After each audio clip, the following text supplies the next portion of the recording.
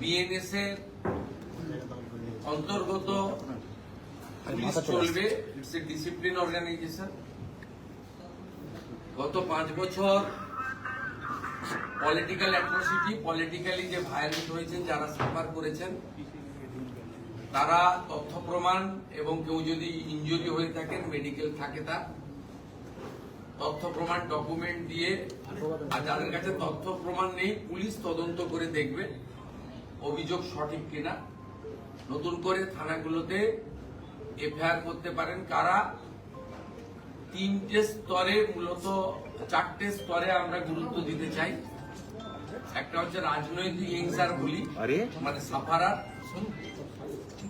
দ্বিতীয় হচ্ছে পুলিশের দ্বারা অন্যায়ভাবে অত্যাচারিত, 5 দিন ধরে ডিটেন করে এনে শুধু পিটিয়েছে, কোর্টে পাঠিয়েছে বা পাঠায়নি, এরকম অনেক পুলিশ ইনভলভ হয়ে গেছিল। সেখানেও যদি কারোর অভিযোগ থাকে, আপনারা অভিযোগ করবেন, পুলিশ অভিযোগ নেবে। এবারে ইনভেস্টিগেশনের পরে একটা পলিটিক্যাল, একটা হচ্ছে পুলিশের লোয়ার লেভেল দ্বারা অত্যাচারিত, লোয়ার লেভেল নয়, পুলিশ যে কোনো স্তরে পুলিশের দ্বারা অত্যাচারিত। 3 হচ্ছে মহিলারা যারা অত্যাচারিত হয়েছেন, কমপ্লেন করতে এসেছেন, বলছেন আপনাদের মিটিয়ে নেন, কমপ্লেন না করাই ভালো। এইরকম কোনো তিক্ত অভিজ্ঞতা যদি কোনো মা বোন দিদির থাকে বা কোনো গার্ডিয়ানের থাকে, শিশুকন্যার সঙ্গে কিছু হয়ে থাকে, সেগুলো আপনারা নতুন করে কমপ্লেন দিতে পারেন। আমরা ইনভেস্টিগেশন করে লফুল অ্যাকশন নিতে বলেছি।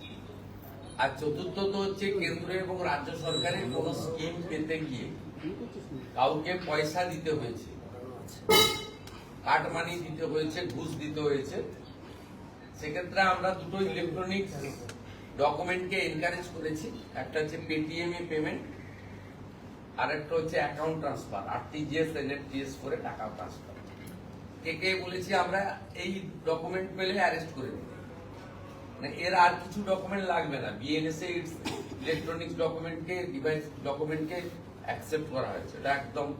আর বাকি যাদের কাছে ডকুমেন্ট নেই, তারা অভিযোগ করবেন, তদন্ত করে কনসার্নিং আইও দেখবে, তদন্তের গ্র্যাভিটি থাকলে অ্যাকশন নেবে।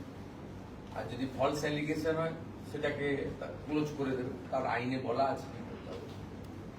এবং এটা বলা মানে হাজারে হাজারে মিথ্যা অভিযোগ যদি করেন, মিথ্যা অভিযোগ প্রমাণ হয়ে গেলে কিন্তু আপনার বিরুদ্ধেও কি করতে পারে সেটাও বিএনএস বলা আছে, এটা থেকেও বিরত থাকবেন।